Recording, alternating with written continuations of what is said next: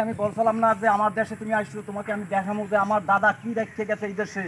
ঠিক আছে, তুমি আসবে, আমাকে একটা ফোন দেবা তো দাদা?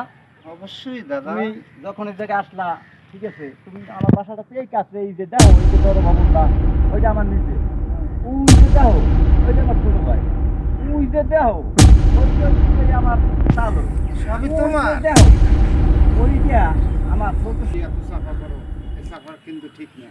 এই আমার বাড়ি কিন্তু এই আশেপাশে, তুই কিন্তু জানো না, তুই কিন্তু সাফা করো। তোর ওই দাদার বাড়ি, ওই বাড়ি, একই কও ওই দাদা, হালার বাড়ি, এই তোমার দেখো। বাড়ি এইটা আগে কবা না, হলে তুমি তোমার আমি এইসব কথাগুলো কই আরে দাদা, বাবা। দাদা আমি তো মনে হচ্ছে যে ওই চিনে না কিছু, যেটা দেখাই দেবো এইটাই আমার। তোমার যে বাড়ি করে আনে তুমি তো আগে বলবা দাদা। আরে তুমি তো জানো না, আমি তো মনে করো যে খুব খারাপ লোক, কিন্তু এক সময় খারাপ আছিলাম। আমার নাম হলো কিন্তু অনেক লোক সাবধান হয়ে যেত। ও লিখি কাটা পেপারে তোমার নাম হ্যাঁ, দেখছিলাম এক এখন বুড়ো সময়। হয়ে গেছি তো, এর জন্য তোমার লগে বেশি বাকি করতে চাই না। তুমি কিন্তু বেশি বুদ্ধি হালাইছো, এটা ঠিক না।